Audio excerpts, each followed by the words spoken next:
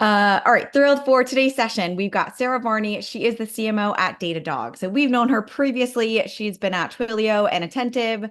We reached out first when she joined Datadog back in February, but she's been heads down and is now ready to share some insights with you. So she's going to be talking about all things pipeline alignment, building pipeline, balancing inbound sales, partnerships, and more. So get all your pipeline questions ready so she can answer them at the end.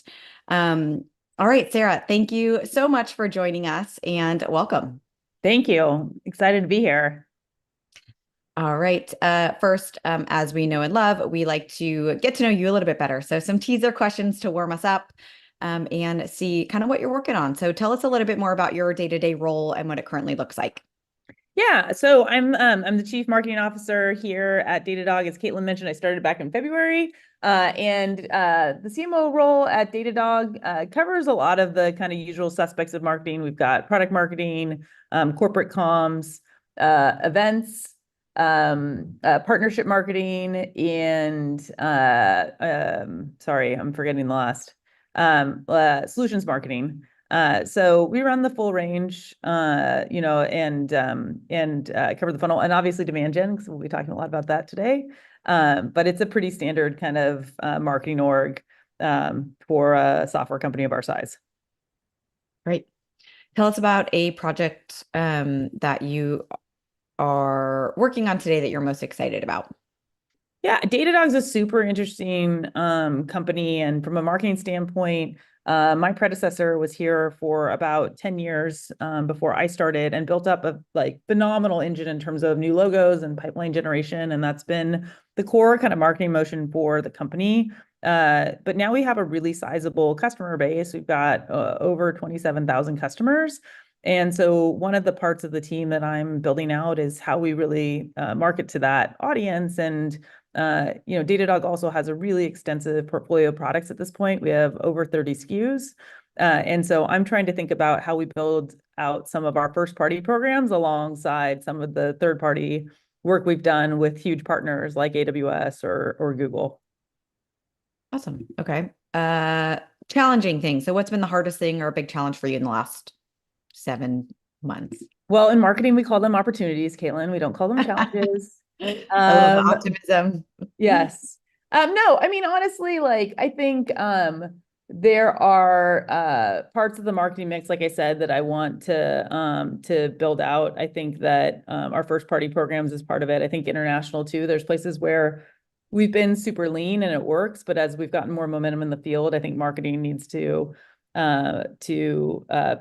build out some of their functions so that we can be more regionally aligned, not just kind of look at things at a high global level, but all right, what's happening in Japan for our, paid digital for the next 3 quarters? I don't think that we've had the right level of staffing to get to that level of detail. And so that's something that I've been pushing the team hard on to make sure that we're just getting better and better with every quarter. Love it. And then current favorite SaaS tool or platform.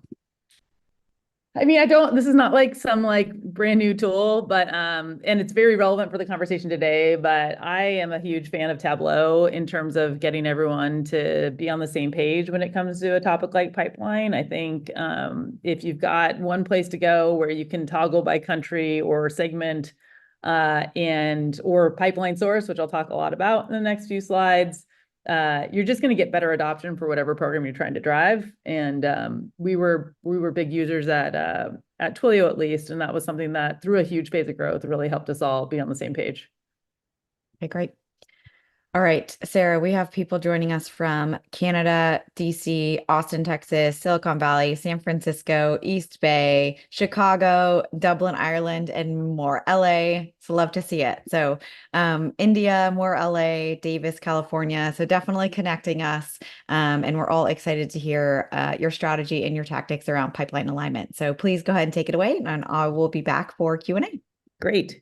Thanks so much. And shout out to the East Bay. I'm from Alameda, so got to represent.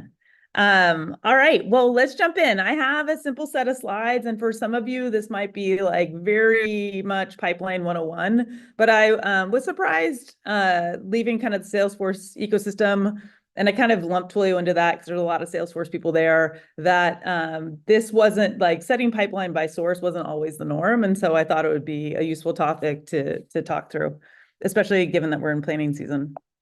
So just the 2 seconds about me. As Caitlin mentioned, I started off at Salesforce. I spent over a decade there, and those were really formative years for me as I was learning how to kind of navigate the world of software marketing.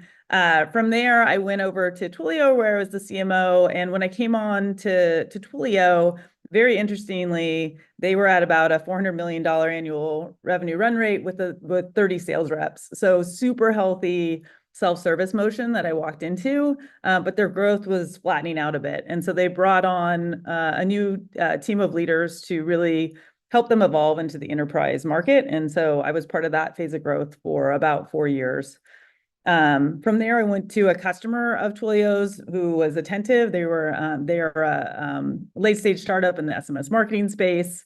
I'd say the biggest learning I had there was really how to influence people. I was fortunate going from Salesforce to Twilio that a lot of my teammates had also been at Salesforce, and so we kind of we'd all been, for better or for worse, had been taught some of the same mechanisms. So there was just kind of a speed of trust with executing on some of these enterprise programs.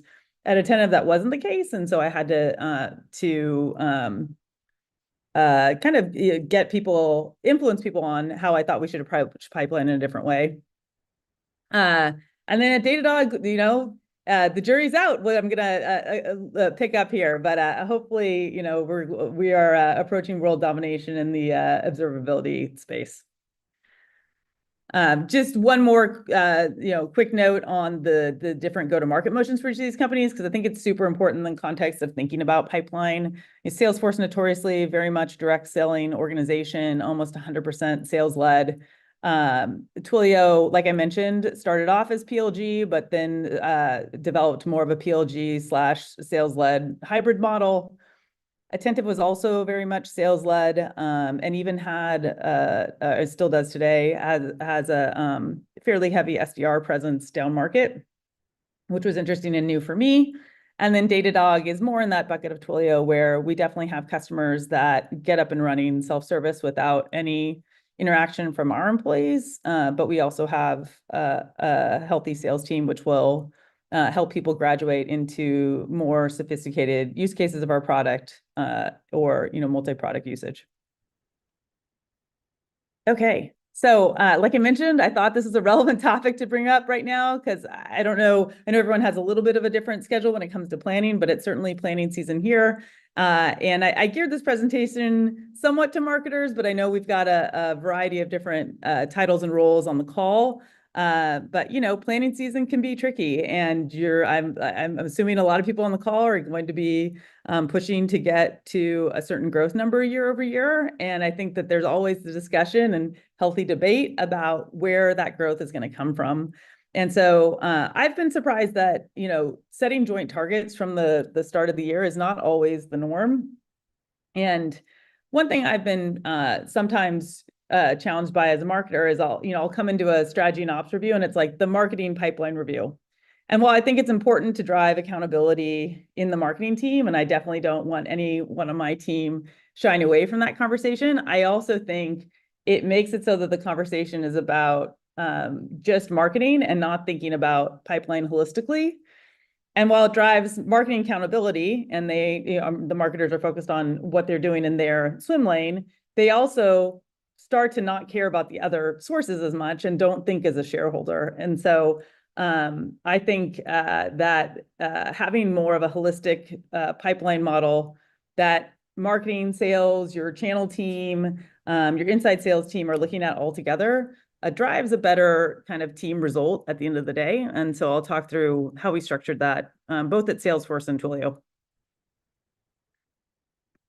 So I just had some prompt questions, and again, these are like largely for a marketer, but I think like if you're but I think just thinking if you are on a C-level, if you're a CEO or more of a general executive, I think just thinking about your organization, like are your targets set up in a way that everyone feels joint responsibility for driving pipeline across your marketing channel, your SDR organization, your AEs, and your partners. And then secondarily, do you feel like you're all set up for joint success, or are you only focused on, your one particular department? So at Salesforce, and this was slightly before my time, but when I walked onto the team, they had what they called a four horsemen model. And I don't know what was going on at Salesforce at the time. I didn't realize that this is like a deep, like Old Testament biblical reference that like refers to like plague and famine and other terrible things. So the pipeline must have been dire at the time. But the idea was that I think it was just a clever way to say, like, look, all of these four components are going to, feed our overall number. So we would look at what the inbound contribution was, what our SDR or BDR contribution is. So those kind of inside sales reps that are pegged to accounts to go prospect for AEs. We'd look at our AE account executive generated pipeline, and then our partner generated pipeline. And obviously this can differ pretty significantly by segment and what your go-to-market motion is for each segment. And so I thought I'd talk through just some high-level examples. These are not real numbers, but just kind of broad strokes, because I do get these questions quite a bit from people who are just starting to establish their pipeline models, like what should I expect from what source for each segment. So let's look at a commercial example. So commercial, from a marketing team, they're probably going to have one-to-many approach. You're going to have more low-touch programs, a lot of digital, a lot of online components to this. You're not going to be, sending people out to have steak dinners with, customers to close smaller deals.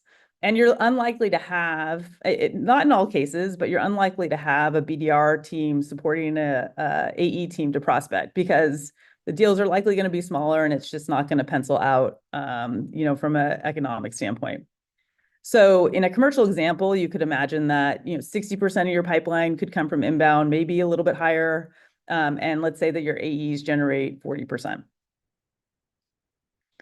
If we go to commercial, if you go to mid-market, you'd see that those percentages shift a little bit. And mid-market is a tricky one. This is going to sound very obvious, but the low end of mid-market operates a lot like a commercial small business account, and the high end of mid-market really can look exactly like enterprise. So it's a tricky one to straddle.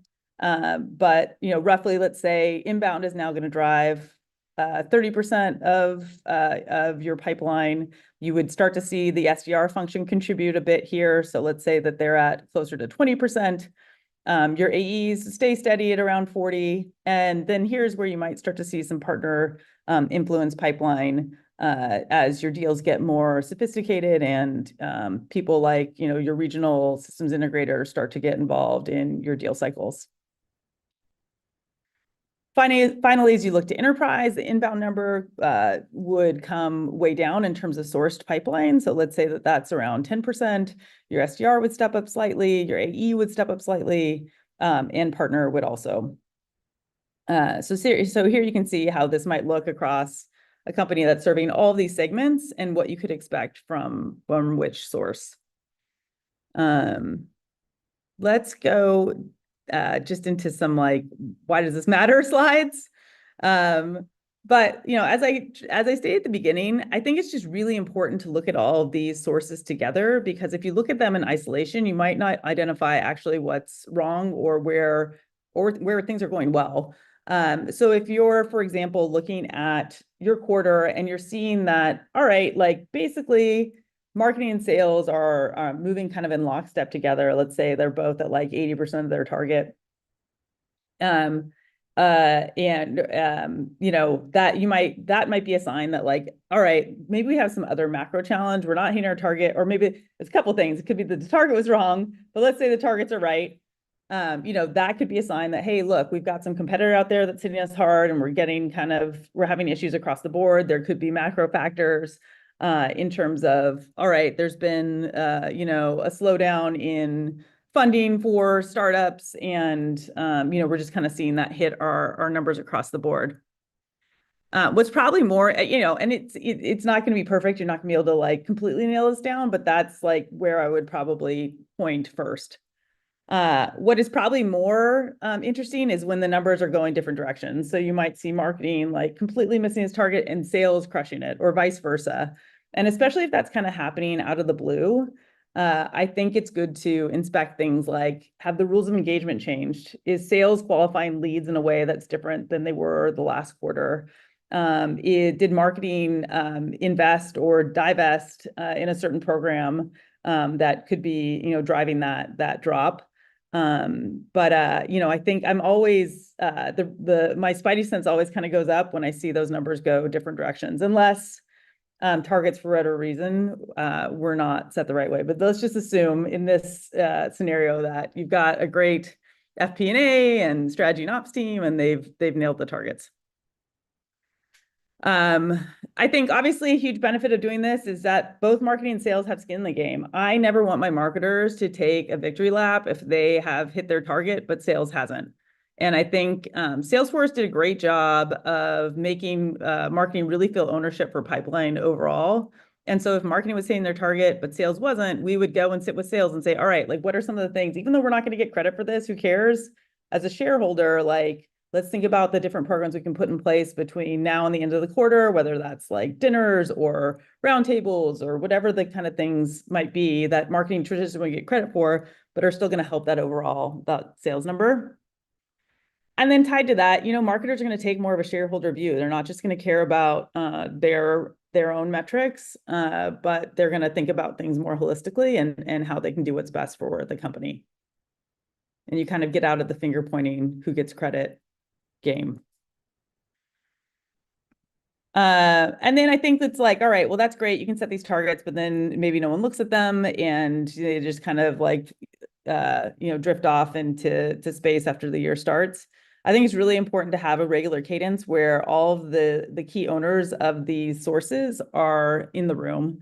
So having a monthly pipeline council and not just like reporting out the news, but saying, all right, here's where we see pockets of opportunity. And here's the programs we're going to put in place for the next quarter or month or weeks to hopefully rectify any issues we're seeing or to double down on what's working.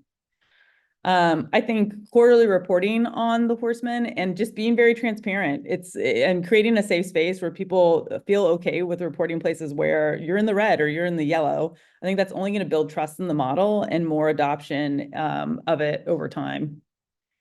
And then, like I said, develop a joint action plan. It's not just like, hey, marketing, go fix this. It's like, all right, how are we going to work on this together? What are the things that we can all kind of, put our heads together on to improve these numbers where we're seeing the most opportunity or areas of weakness. So that is all I had slide-wise. I am happy to jump into any questions people have and happy to share what I've learned in these different roles. Awesome. Thank you, Sarah. Yes, get your questions ready.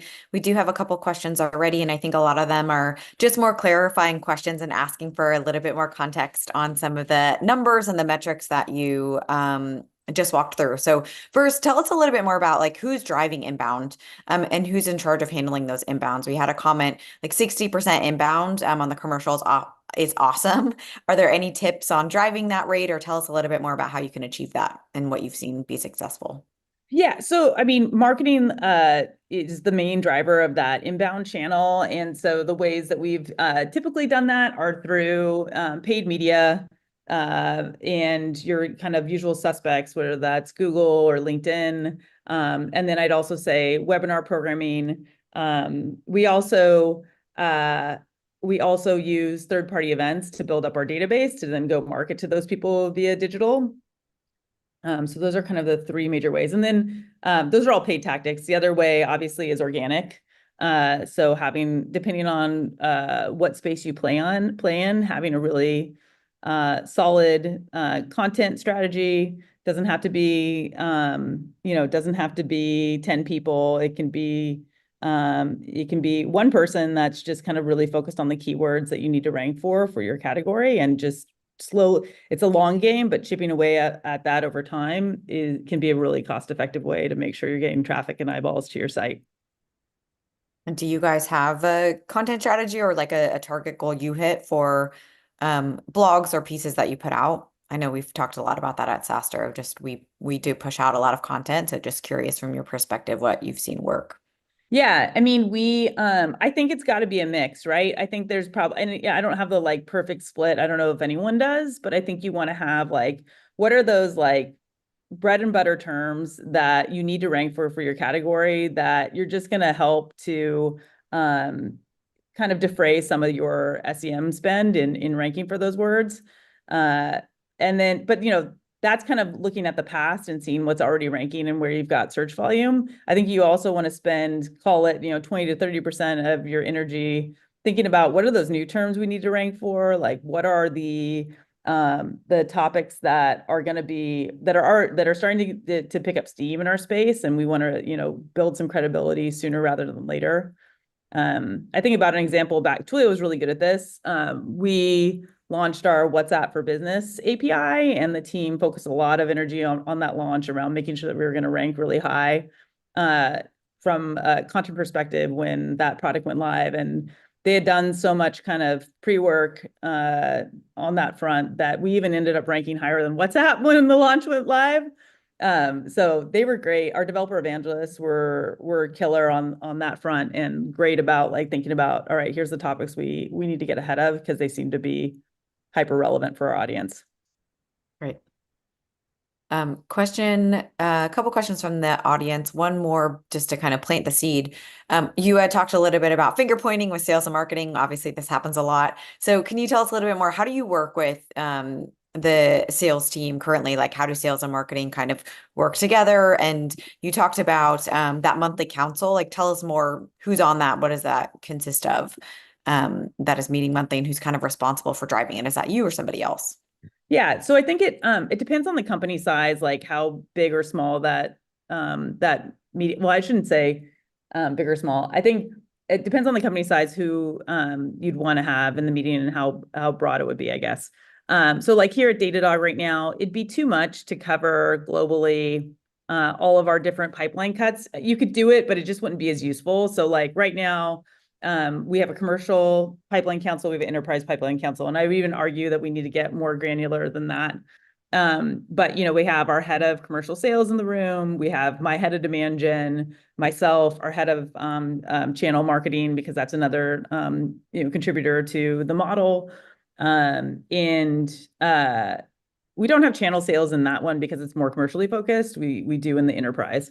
So we basically will go around and say, we'll look at the funnel from like marketing qualified leads to opportunities to pipeline and see where we've got some issues and just try to be like very, open and, there's no, just make it a safe space for like saying what's really happening. So, on the marketing front, we might say, hey, look, like we're a little bit flat on traffic in LATAM. And so we need to think about like, do we have enough translated content for the languages we're supporting? Like, let's diagnose what's going on there.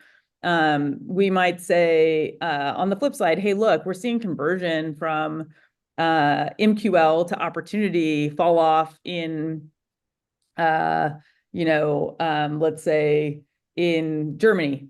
And is there any dynamic happening there that might have, did we have any attrition in Germany where the leads aren't being followed up on in a certain amount of time? Like, are there any ways to kind of diagnose what might be happening there? So we can rule out that it's like not an issue with the leads that are being created there. So it just creates a good dialogue of like everyone kind of thinking through what might be changing. And that's also a great place to surface like, oh, hey, actually, we just changed the rules. And like regionally too, sometimes the like lead qualification might change based on like how that particular sales leader likes to run their business. So it's a great forum for that to be like, oh yeah, well, our new VP of Germany actually wants them to have 2 meetings before it's turned into a real opportunity, or and so a meeting like that will just surface some of those things so that we don't go chasing a bunch of different stuff that might not be as relevant or helpful to fix the actual problem. Right. And are there KPIs or are you tracking metrics in that meeting as well, or is it more just kind of exploratory? And how do you set and track those KPI metrics? So especially when you're working across so many different parameters, teams and locations. Yeah, so we're looking, I mean, my kind of core metrics that I goal my team on are MQLs, opportunities, pipeline value, and then we do look at the win rate just to make sure we're not generating a bunch of pipeline that we're excited about that never closes. And so we look at that at the global level, and then we look at it at the regional level. And then we're getting closer and closer to even looking at it at the country level. But we have to we're kind of in a middle phase of that right now. But those are kind of the core things to look at. And we obviously, like I said, this was just the commercial meetings. So we're just looking at the commercial segment. Sure. Great. Okay, question, Tom, I'm going to invite you up to ask your question live if that works. Thanks for joining us. Wow, I didn't think I'd get on video. Nice to meet you, Sarah. I used to work at Salesforce also. I was there between 2010 and 2018, I think. Oh, And nice. yeah, so we crossed some of the same water together. But yeah, I just wondered if you had any thoughts around where SDR, BDR should roll up to, like sales or marketing. Yeah, so I personally have never been at a company where it rolled up to marketing, and so I guess I'm biased that it's worked fine being in sales. I think like I've largely worked in companies that serve enterprise though, and I would say like when a company skews more mid-market and below, I could see a world where it makes more sense to report into marketing. But that's just been kind of my experience. Cool, thanks. No problem. Great. Thank you, Tom. Tarek is driving, so I'm going to ask his question. What's marketing responsibilities for outbound, especially in a space where majority of the TAM is product solution and product unaware? Yeah, so I think that when it comes to outbound and marketing's role, I think that there are product marketing elements of that and enablement KPIs that you can put in place. Like, do all the sellers know how to effectively position the products? I think you can look at win rates, although I don't know that you can 100% tie that to marketing, but there is a like kind of joint target that you could probably look at together to a certain degree on that front. I also think for outbound too, there are a lot of different marketing programs that marketing probably wouldn't get credit for, but that are still very important. Like, how do you get an enterprise prospect to come and meet with your team in real life? And that might be a prospect dinner, that might be an ancillary event to a third-party event. So I kind of bucket those in that outbound motion. Like, what excuses is the marketing team giving sales to like call someone and get them engaged with the company? I think that a lot of those tactics kind of fall in that bucket for me. Awesome. Thank you. All right, Sashi, I'm going to invite you up to ask your question. Thanks. Hey, Sarah, we are connected for a couple of years now. Very interesting insights. I'm a former CMO turned into an analyst, and I just wanted to get your perspective on, there are a few channels that I didn't hear you mention, and probably it's because you don't have those channels. But more and more CMOs of technology companies talk about MSPs as a very good channel, may not be highly profitable, but cost of acquisition is low. Sometimes sales just handles like value-added resellers, and then there is direct. Do you have those relationships? How do you manage that? And do you calculate customer acquisition cost by channel? That was my question. Yeah, I mean, just in my previous 3 roles in particular, that has not been as big of a mix for us. Like, Salesforce didn't have as much of a reseller network or channel network that way. So it hasn't, but I certainly see a world where it could be and should be. And these are the 4 horsemen were the ones that were like driving the most for us, and that's why we rallied around it. But I certainly don't think that should prohibit anyone from adding another source that's meaningful. I think the trick is just making sure that you have the smallest amount of metrics that can motivate the biggest group of people. Because I think sometimes if you throw up like too many metrics that the average person day to day in the meeting doesn't understand, it's just going to become less useful. But if MSPs are a big contributor, a pipeline for the company, and something that you have sales ownership or people that are like assigned to those relationships in the company, I certainly would add them. Great. Thank you, Sashi. All right, Danny, I'm going to invite you up. A question about attribution. Hi, Sarah. Oh, Thanks so no. much for the presentation. Yeah, the obvious question, we talk about the four horsemen and how they contribute at different stages of business or size of business. How do you think about attribution and mitigating the inevitable conflicts of this is my deal, this is my pipeline, this is yours, your pipeline? Yeah. So, when I talk to this model, this is like a pretty conservative, like I'd say like last touch or like true sourced pipeline. I think, at Twilio, what we would do on top of it was make sure, like, especially for like our enterprise segment where it's going to be harder to measure all of the marketing touches, that we had like a rough guideline. I think we'd say like, all right, we want to make sure that marketing is touching 70% of all enterprise pipeline. And we would regularly look at that to make sure that we were not that we were kind of touching the right deals and hopefully helping sales move things along. So that's roughly how we approached it. I think one thing that I have found the most useful with attribution, like attribution's like the white whale. It's like I've had so many, like, it's a fool's errand. I could go on and on and on. There's just so many there's so many kind of frustrations around attribution. It's the thing everyone kind of is like, steam starts coming out of their ears. But the thing that I have found most useful to kind of get people on the same page is to go through a couple deal examples in the enterprise where you normally have the most conflict about this stuff and say, look, like, here is Capital One. Let's look at the history of Capital One. I remember this like very specifically at Twilio, and like we looked at them. We had been engaged with them for like 3 or 4 years. Twilio was interesting, and we had a couple developers that had played around with it and come to an event, maybe not a lot of opportunity. Then, something kind of spiked like a year in, and they came to another event of ours and sent different people, and then opportunity shot up, and we just kind of we looked at the course of the deal and some of the marketing touches and the sales engagement, and we looked at like 3 or 5 of those every quarter just to like get people on the same page and be like, okay, look, like, yes, like sales was probably responsible for like getting that deal off the ground and getting the opportunity, but like the marketing activity was also important in them, like knowing about Twilio in the first place, so that when they did have a real project, it was easier to get off the ground. And I think when you kind of look at it like that, and again, like where everyone kind of is in the same boat, we're all going to try to hit our overall target. It's not just about, fighting across sales and marketing.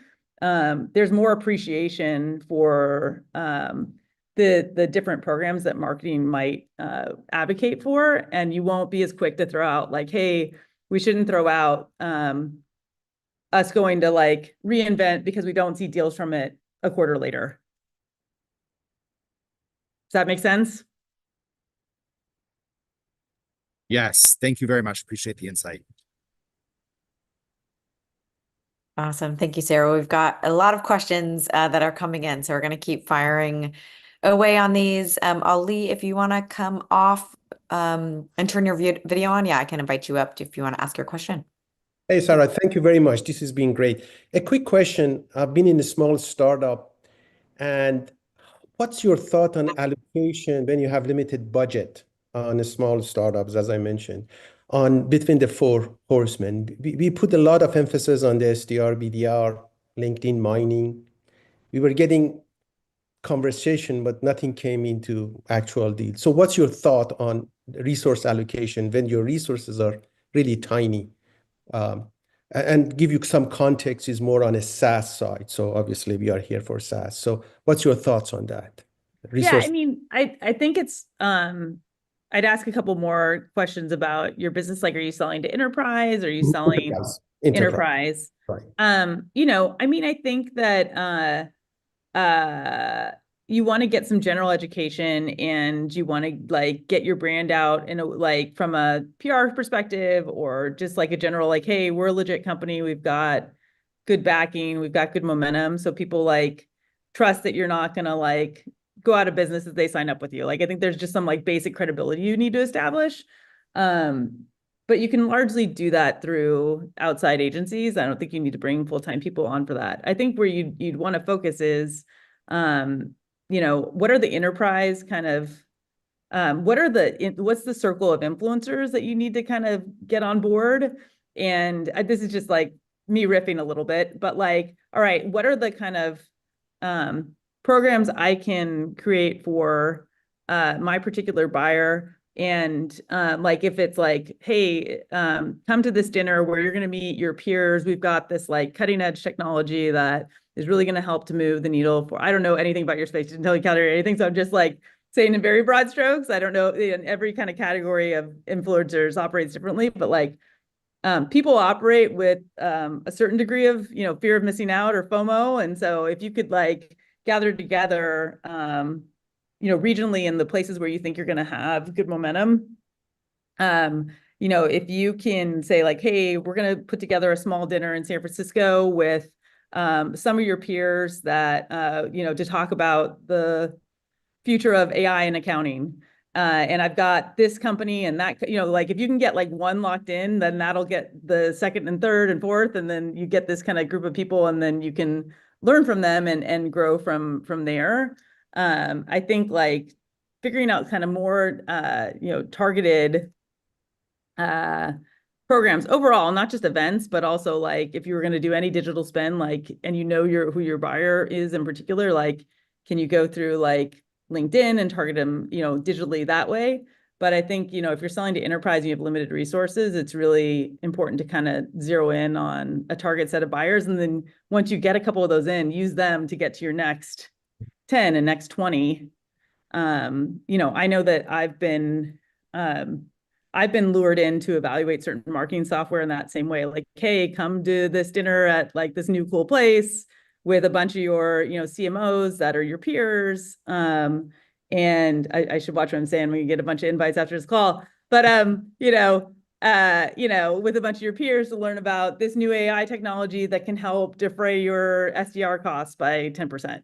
Like I'm like, all right, like even if I'm not interested in technology, at least I'll get to like share what's going on best practice wise with some of my peers that I might not otherwise be able to connect with. So those are just a couple ideas. If I sat down, I'm happy to connect after and learn more about your business and help you more. But those are some of the things that I've seen work for companies on limited budget.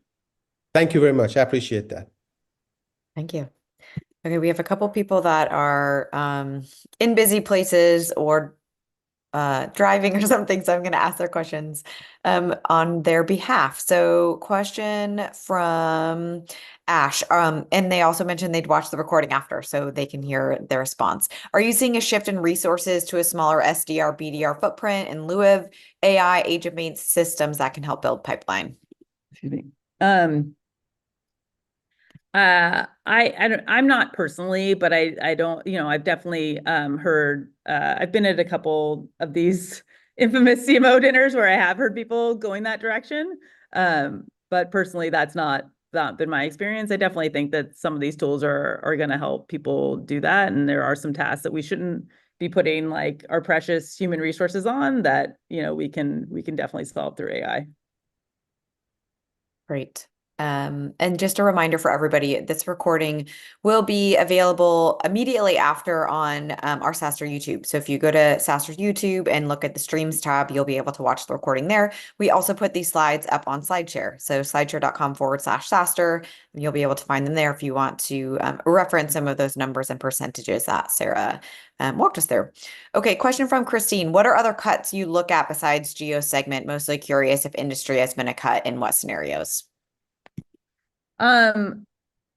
Industry has not been a cut in my different roles, but I definitely could see it being that way. And I think I'd say actually when I left Salesforce, it was starting like Salesforce had like, they called it like the I don't know, something like application performance matrix or accountability performance matrix. That's what it was.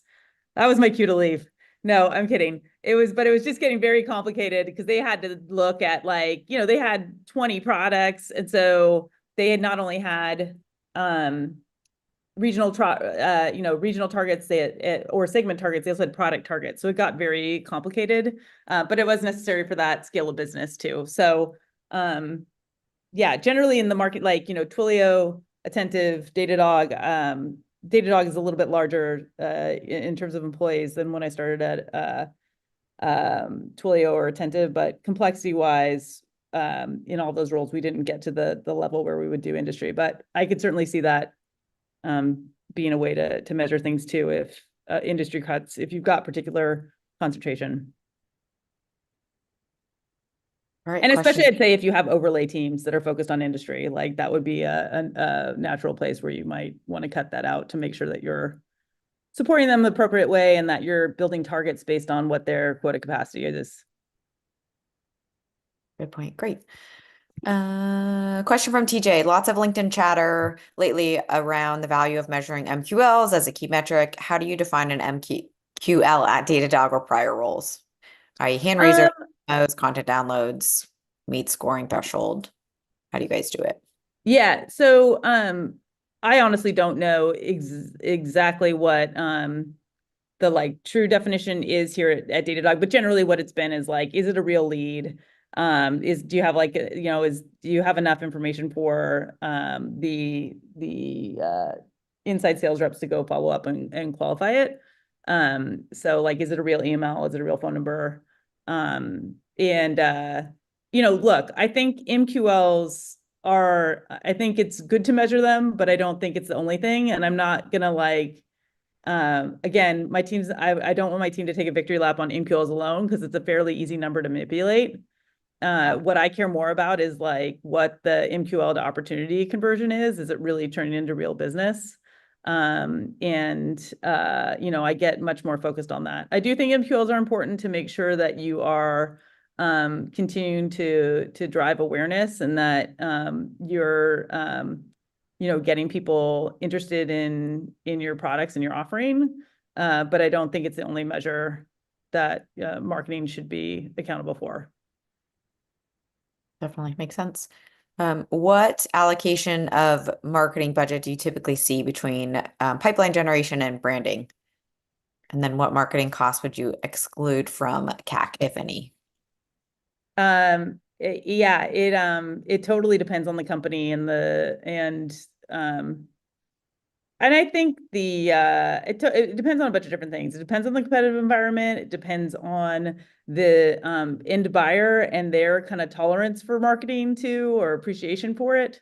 It depends on the CEO and what their feelings are about it. So it just, in my experience, I think it's just there's a range.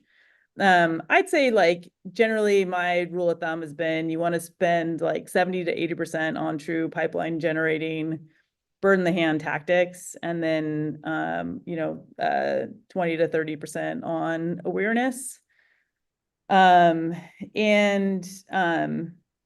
I mean, I think that things like your PR or your AR retainers or something that like are going to be tricky to tie back to a demo action that would feed into the CAC model. And so that's where I would pull those out, just because I don't think it's going to be, those are not channels intended to drive to a demo necessarily. And so I think that that's where you want to be careful not to include in that calculation, because it's going to make things it's not going to look good, but also it's just not, it's an apples to oranges comparison. You weren't doing that to drive to a demo that would feed into that CAC model. And so it's not a very fair representation of what that spend's actually doing. Yep, that's helpful. All right, hopefully last question from me, and then we'll have a few more audience questions that are still on. Question from Jill: do you have customer marketing or community? And then do you have a KPI for NPS? We do have customer marketing. Oh, sorry. Someone said. No, you're good. Okay. Yeah, we do have customer marketing, customer marketing is interesting, can be defined different ways. Like at Salesforce, customer marketing was really like case studies and references. I think customer marketing in other places is like, what does your lifecycle marketing look like? How are you continuing to kind of engage people post adoption of or post sale of your first product? So we have both of those components within marketing here at Datadog. I'd say that, just like on the event side, I think we're less mature in how to sell to existing customers versus new business. We've just been very, focused on new business and logo acquisition, which is hard to argue with. It's been a successful approach, but I think that as we evolve, we need to, get better at how we make sure everyone knows about all the great ways they can use our additional products. We don't have an NPS score. That's more sits with our CS team and our support teams. So that is something that at least in Datadog at the stage of growth we're in, that I don't own. Okay, Or number I have. Sure. Girish, I'm going to invite you up if you want to ask your question live. Cool. Hey, Sarah, great insights. So I'm ex-Splunk and Sumo, so Oh, great. I understand this business very well. So wanted to get your perspective on how you allocate your budget at the macro level. That is, what's staffing, what's programs, tools, and other. How do you look at your budget for the upcoming year? Yeah, I mean, I think it totally depends on the company that you're at, what segments you sell to. I think roughly I think generally you want like a 50% headcount to 50% program spend. That's just like generally how I've tried to structure my overall budgets.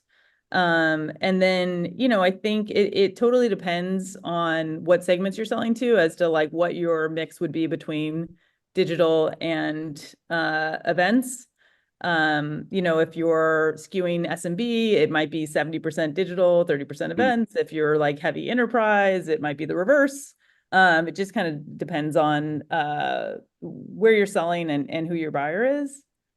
And then like I don't know, like there's all these reports, out there from either Gartner or even I think a lot of VCs have done a good job of kind of chronicling how to think about this. There's different benchmarks you can think about how to fund marketing overall. Like I think overall for SaaS, it's somewhere like 7 to 9% of revenue should be allocated to marketing. But again, that, depending on what your go-to-market motion is, and if you're more PLG or, if you're like, more PLG, that could be higher or lower. It just kind of depends. Yeah. And so, you're right. The reason I ask is Datadog sales and marketing spend is much smaller compared to, let's say, Salesforce. That was like in the 60% and here in the mid-20s. That's I know. No, range, right? So as a marketer, it's exciting and, as you said, opportunistic, right? So yeah, I mean it's different though, but it's worked in a lot of ways, and I think the difference there is that Datadog has a really healthy PLG motion. Once they get people into the product, they're gonna use more and more of it. And Salesforce didn't. I don't want to speak for them today. I'm sure things are different, but like it was not as easy to get up and running with Salesforce and get it set up, and so there was always some level of human intervention. So it was different. And so that's, and thank you. yeah, totally different approach and strategy, between the two companies. So. Cool. Thank you. Yeah. Thank you. All right. This might be our last question. Shahana, I'm going to invite you up to ask your question if you don't mind. Yeah, thanks so much, Edwin. Hi, Sarah. Am I Hi. audible? Going. All right. So lately I've been dealing with this dilemma where I don't really understand how much to focus on intent platforms versus other digital platforms, social media platforms like LinkedIn. So if I have a certain budget and I want to, let's say it's a very limited budget and I really want to spend it over the next 2 quarters, then what should I focus more on for a SaaS tool? So that's one thing.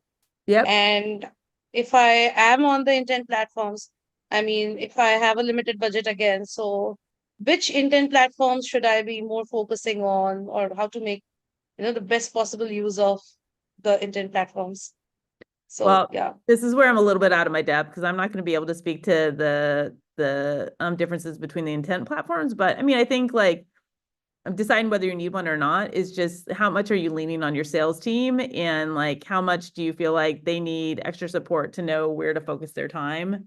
You know, if they've got more leads than they can handle, and you know, you really want to make sure you're pointing them in the direction of the things that are going to be most productive, then yes, I think an intent platform can be you know, super helpful in that regard. Or if you have a really lean sales team and you like need to make sure that they're you know, spending their time as productively as possible, I think that you know, those intent platforms can certainly be helpful.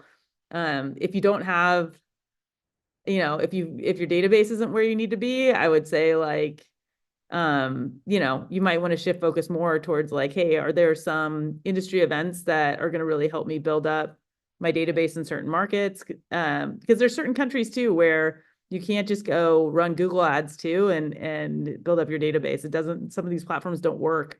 And so I think you need to kind of assess country by country too, what channels are going to be most effective, and then, you know, what tools are going to map to that best. And some digital might work great. You can use that to build up your contacts, and some it might not. And you might have to go to other means, either for that's content syndication, what is going to take longer, but like at least it'll eventually, you know, build up those, that contact list over time, or events like I mentioned. But it can be really country dependent. All right. Thank you. Sure. Okay, one more question. From Anon, how do you handle multiple attributions between the different channels? And then second part to that, how do you handle the different areas of PLG, SLG, and PLG leading to SLG? Just since you've bounced around the experience there a little bit from your past roles. Yeah.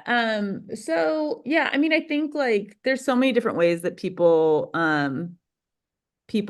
tackle attribution. I've seen different models where there's different weighting for the actual action that people are taking. I generally agree with that approach where, all right, like someone reading a white paper is going to get less credit than someone actually attending a live event of, you know, a first party event. And so I think that is, I think that that's a good way to do it, because it just shows a level of investment and a level of kind of drawing people in like further down the funnel.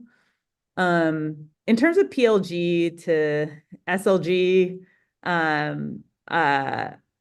you know, I think at Twilio, what we tried to do, it was just, you learn something new with every company. With Twilio, we had a developer audience that was very healthy and evangelical about our products. We wanted to make sure that we didn't, in introducing a sales team, really piss them off, because as I'm sure a lot of you know on the call, developers don't want to be marketed to. They don't want an SDR calling them, asking about their like timeline and budget. That would be a disaster. So we really wanted to make sure that we didn't shake that up. And so we were very disciplined about having sales engage with our leads only when we saw them, the customer kind of raising their hand for help, or looking like they wanted to have more of a commercial conversation.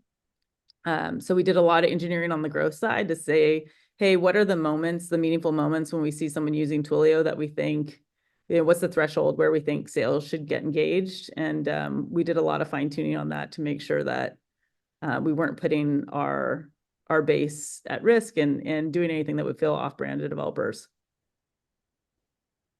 Awesome. That's so helpful. Well, Sarah, thank you so much for this. We had so many questions, which is great. Hopefully you got all of your questions answered. So thanks for sharing your insights.